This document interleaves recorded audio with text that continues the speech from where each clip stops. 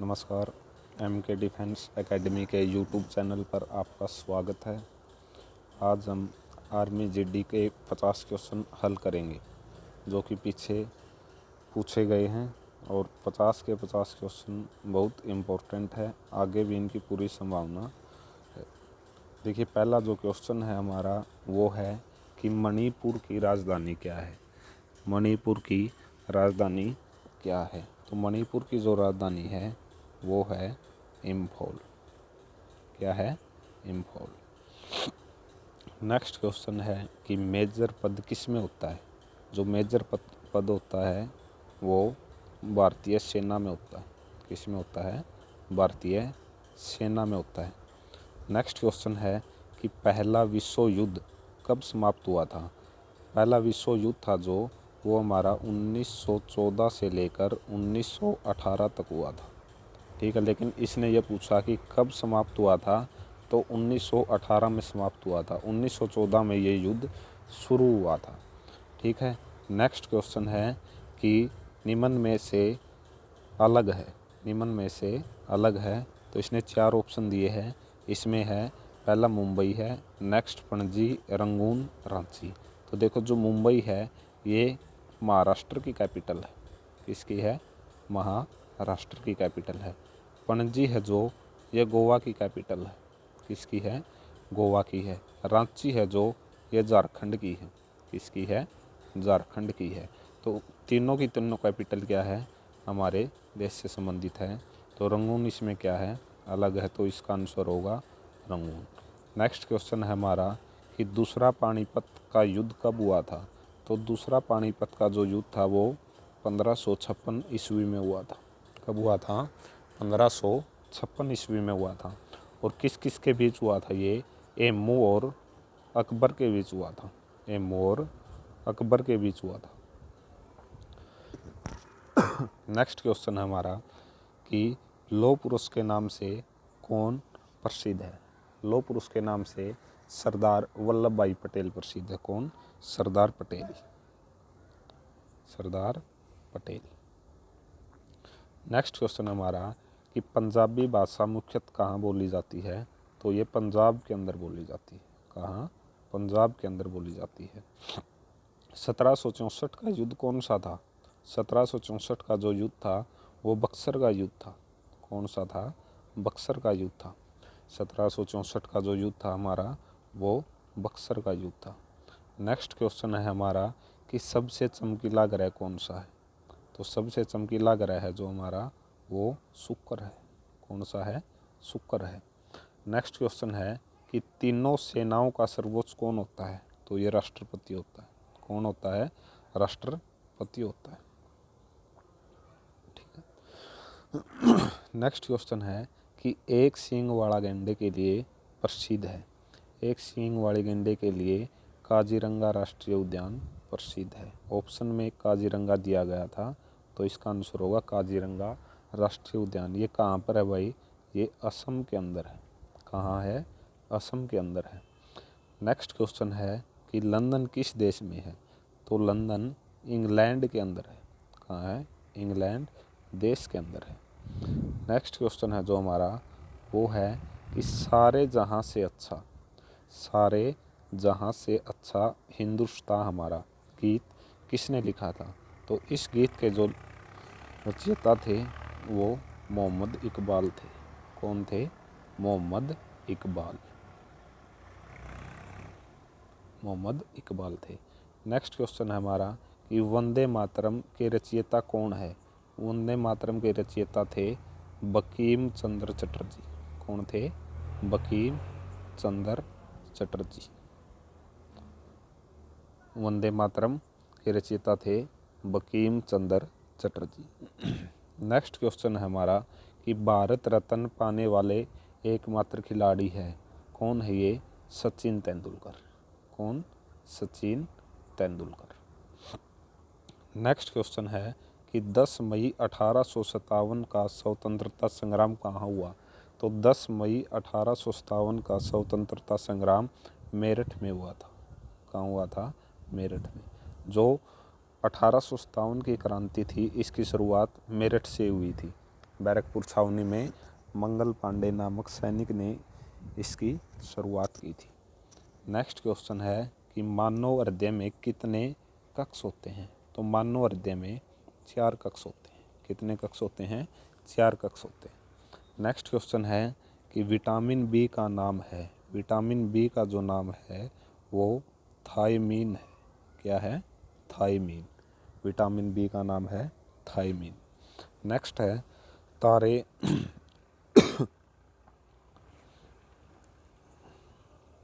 तारे किसके कारण चमकते हैं? तो जो तारे आकाश में तारे चमकते हैं ये प्रकाश का पूर्ण आंतरिक परावर्तन के कारण चमकते हैं। पूर्ण परावर्तन, प्रकाश का पूर्ण परावर्तन के कारण। नेक्स्ट क्वेश्चन है हमारा कि ओजोन का सूत्र क्या है? ओजोन का सूत्र क्या है? तो ओजोन का जो सूत्र है वो O3 है। क्या है? O3 है। नेक्स्ट क्वेश्चन है कि बर्फ़ का गलना कितना होता है? बर्फ़ का गलनांक होता है 0 डिग्री सेल्सियस। 0 degree Celsius.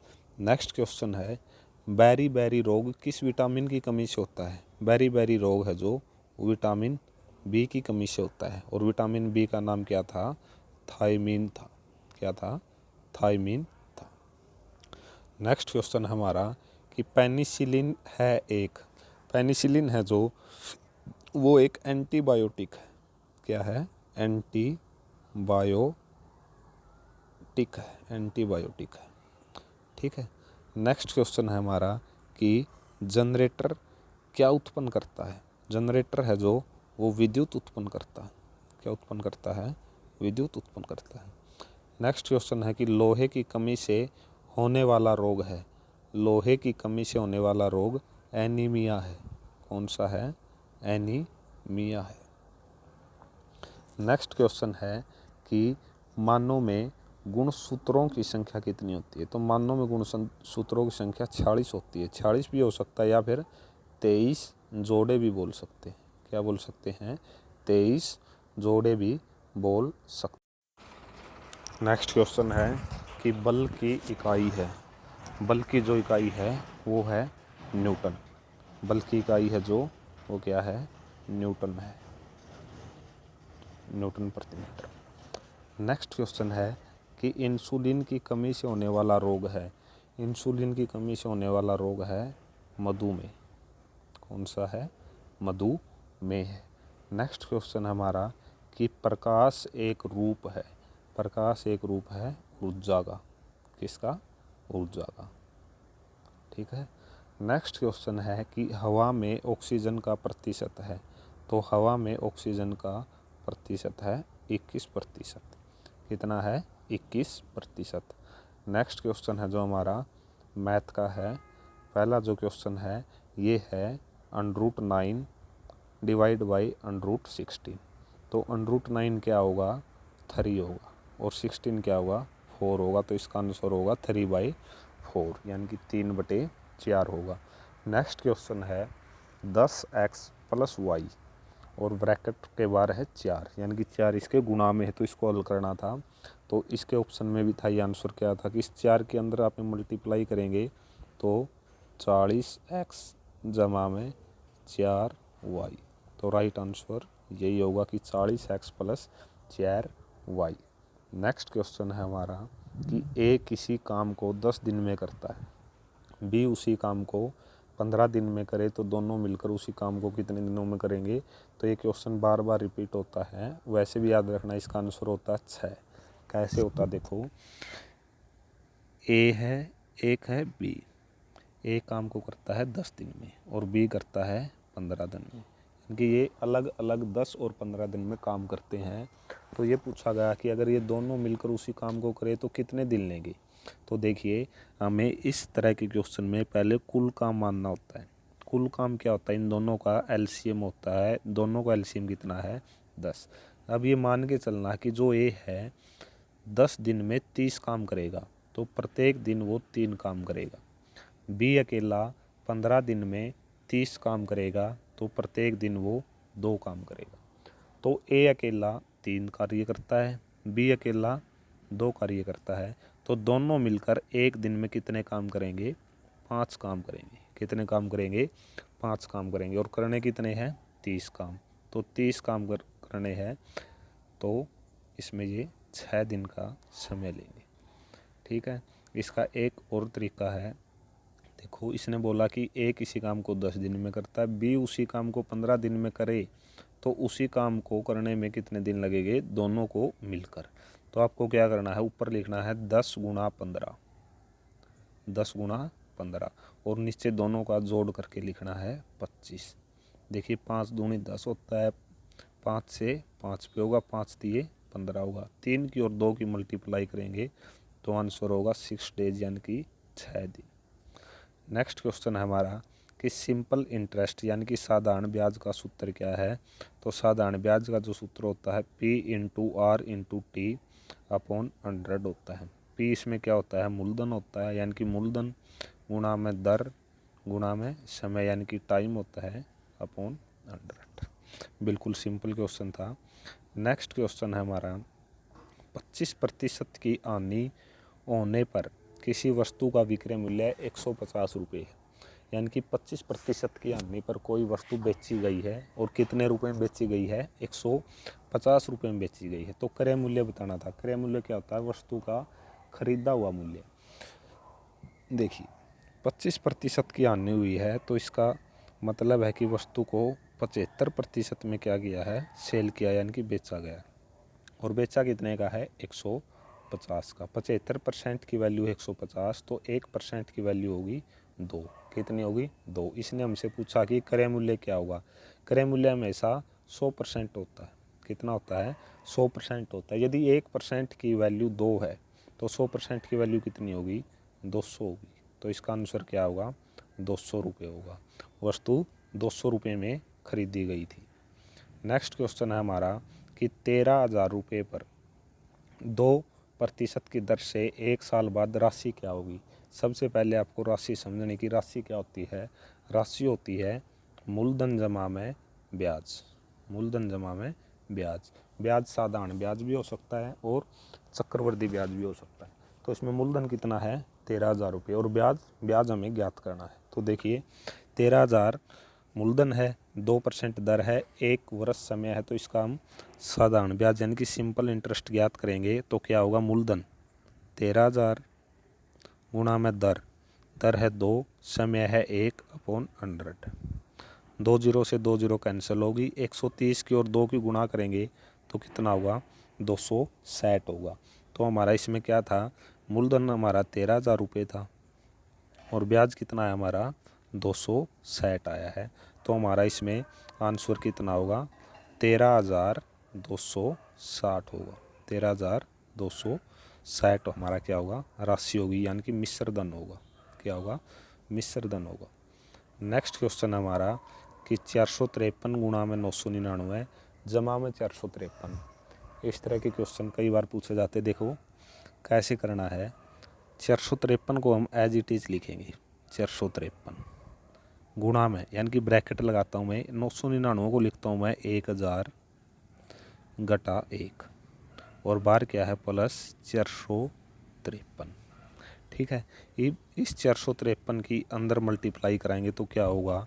453 की 1000 के साथ गुणा होगी तो ये ऐसे होगा, माइनस 1 के साथ होगी तो क्या होगा? 453 होगा, और प्लस में क्या है? 453 है। तो प्लस 453 माइनस 453 क्या होगी? कैंसिल हो गए। तो हमारा आंसर क्या होगा? 453,000 होगा। कितना होगा? 453,000 होगा। नेक्स्ट क्वेश्चन था हमारा कि -8 में से -13 घटाने पर क्या होगा? तो देखो -8 में से -13 घटाने पर क्या होगा? यानी कि -8 ये है हमारा, और माइनस का 13 ये है। इस -8 में से इस -13 को क्या करना है? घटाना है। तो क्या होगा? -8 माइनस माइनस क्या हो गए? प्लस हो गए, +13। तो आंसर क्या होगा? +5 होगा। ठीक है, इसमें कोई डाउट नहीं होना चाहिए। माइनस बीच में था और माइनस का 13 था, तो दोनों क्या हो गए? प्लस हो गई। और +13 में से -8 करेंगे तो आंसर क्या होगा? 5 होगा। नेक्स्ट क्वेश्चन है हमारा कि दो संख्याओं का योग 21 है। दो संख्याओं का योग कितना है? 21 है और अंतर 11 है, तो बड़ी संख्या क्या होगी? तो बड़ी संख्या 16 होगी। कैसे होगी? देखो, दो संख्या मैंने माना कि a प्लस b है, एक संख्या a है, एक b है, दोनों का योग कितना है? 21 है। और वह अंतर का मतलब क्या कि a में से यदि b को घटाएं तो कितना आता है? 11 आता है। तो b से b कैंसिल हो गया, तो या इनको ऐड करेंगे तो 2a बराबर कितना होगा? 32 होगा। कितना होगा? 32 होगा। 2a की वैल्यू अगर 32 है तो एक a की वैल्यू कितनी होगी? 16 होगी। कितनी होगी? 16। यदि a की वैल्यू 16 है तो b की वैल्यू कितनी होगी? 5 होगी। तो बड़ा क्या हुआ इसमें? 16 हुआ। तो बड़ी संख्या हमारी क्या है? 16 है। नेक्स्ट क्वेश्चन, दो संख्याओं का अनुपात 5:4 है। बड़ी संख्या 35 है तो छोटी संख्या क्या होगी? तो देखो, अनुपात क्या है? 5:4 है। कितना है? 5:4। तो इसमें बड़ा अनुपात क्या है? 5 है। छोटा अनुपात क्या है? 4। वैल्यू किसकी दी है? बड़ी संख्या की, यानी कि बड़ा अनुपात की वैल्यू इसने दी है 35। यानी कि 5 की वैल्यू कितनी है? 35। तो 1 की वैल्यू कितनी हुई? 7। तो 4 की वैल्यू कितनी होगी? 7 के हिसाब से 28 होगी। कितनी होगी? 28 होगी। नेक्स्ट क्वेश्चन में इसने पूछा है कि यदि एक दुकानदार किसी वस्तु पर 30% की छूट व दोबारा 10% की छूट दे तो कुल छूट कितनी होगी? यानी कुल छूट कितने प्रतिशत होगी? देखो, माना कि किसी वस्तु का मूल्य 100 रुपये है। कितना है? 100 रुपये है। उस पर उसने 30% की छूट दे दी। कितनी दी? 30% की छूट दी। 100 का 30% कितना होता है? 30 होता है। यानी कि उसने 30 रुपये की छूट दे दी। वस्तु कितने की बेची? 70 रुपये की। लेकिन उसने दोबारा कहा कि मैं 10% की छूट और दूंगा। 70 पे अगर 10% की छूट देगा तो 70 का 10% कितना होता है? 7 होता है। तो वस्तु उसने कितने की बेची? 63 रुपीज़ की। कितनी? 63। लेकिन आपसे क्या पूछा है कि कुल छूट प्रतिशत क्या है?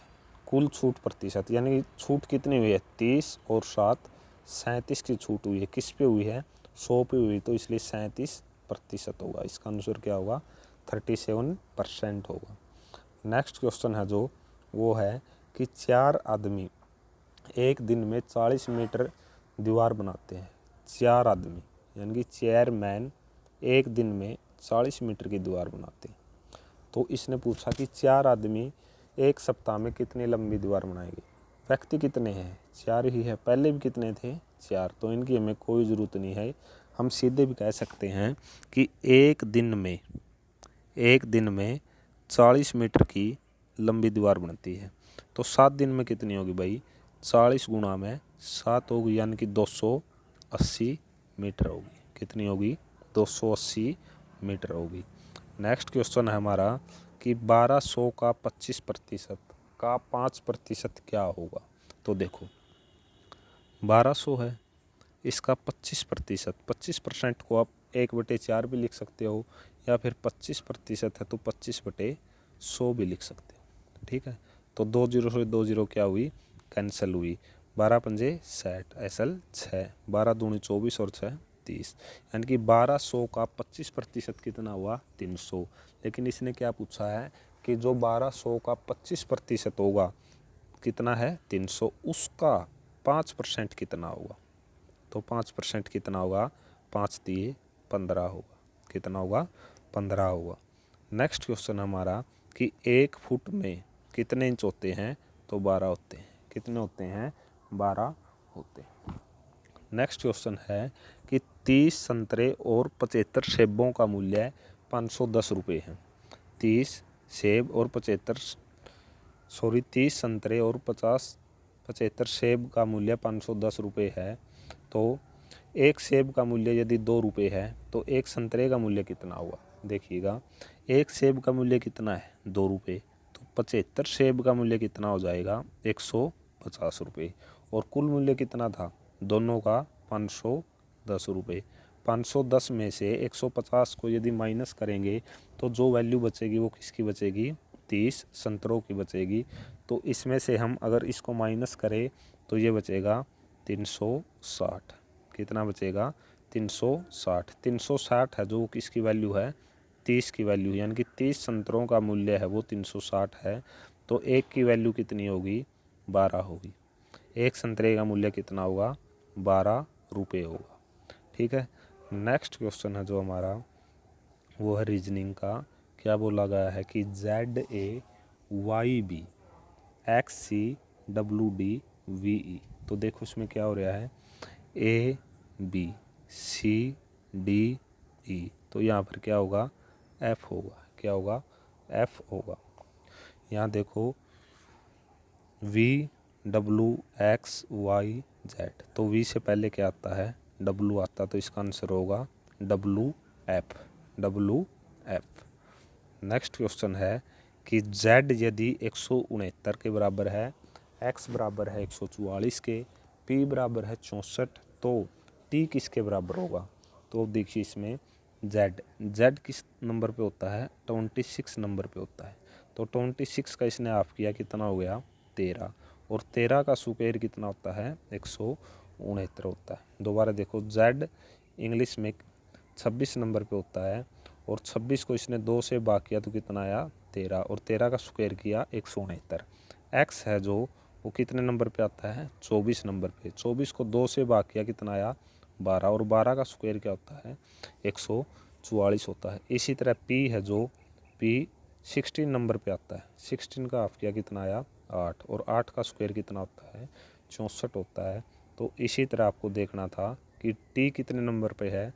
T हमारा है जो वो 20 नंबर पे, और 20 का हाफ 10 का स्क्वायर कितना हो जाएगा 100 आंसर होगा इसका। कितना आंसर होगा 100 आंसर होगा।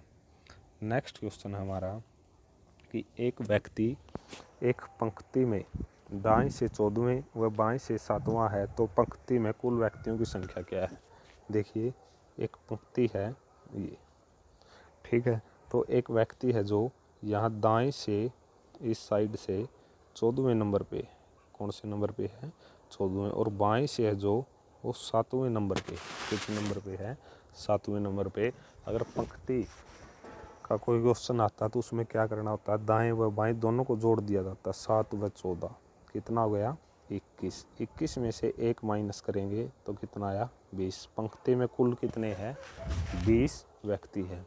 1 माइनस क्यों किया, क्योंकि देखो इस साइड से भी इसकी काउंटिंग हो रही है कि ये 14वें नंबर पे है, और इस साइड से भी कितने नंबर पे है 7वें नंबर पे, यानी कि ये व्यक्ति 2 बार काउंट हो रहा है इस पूरी रो में। तो इसीलिए 7 और 14 को ऐड करेंगे 21, 21 में से 1 माइनस करेंगे, आंसर क्या होगा 20 होगा। कितना होगा 20 होगा।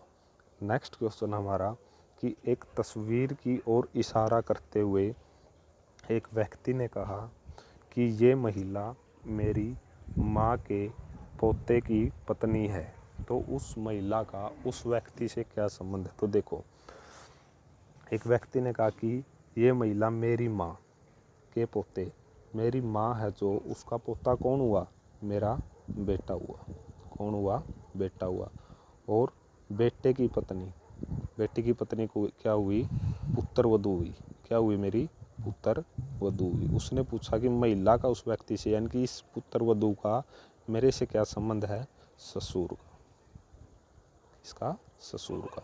इस तरह के क्वेश्चन को स्वयं के ऊपर लेके करें तो बिल्कुल आसानी से होंगे।